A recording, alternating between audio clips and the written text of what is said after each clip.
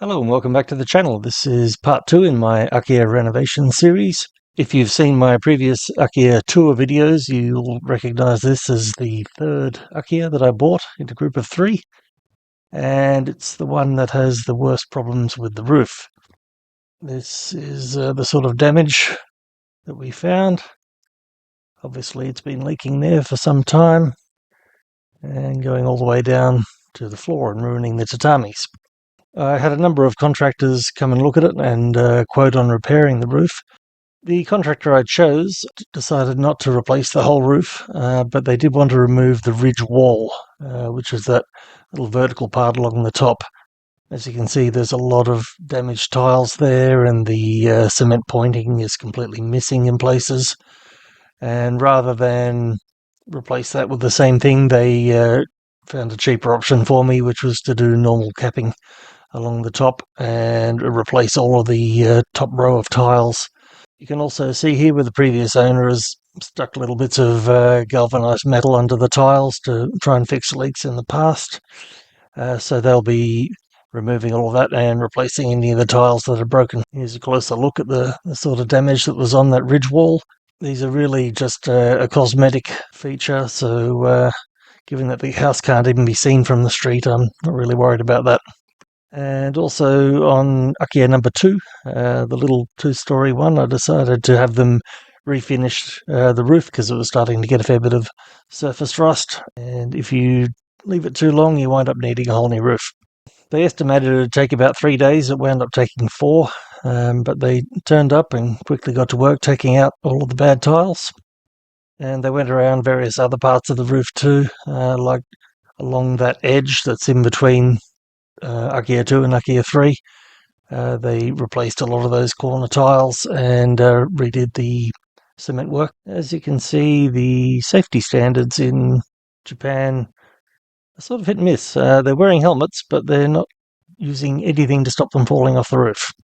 And there's that roof recoated. I went for a grey colour rather than the usual rust protection colour, which makes it hard to tell if it's rusting again.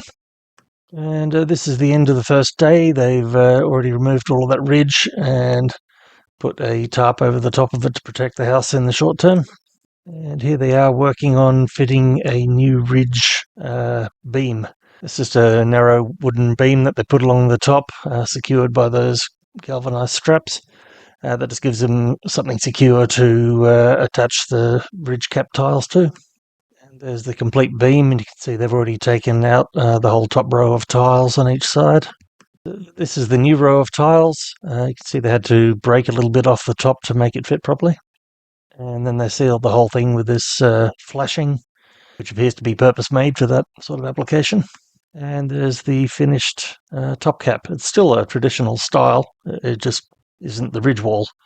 And from this angle, on the front door side of the house, you can also see all the individual tiles that have been replaced. Likewise on this side, you can see all the slightly lighter coloured tiles are the new ones. There's quite a large number of them in the end. This was another leak that they identified. It was basically just the cement pointing around the little secondary roof. Had a big gap in it, and that was letting water in too.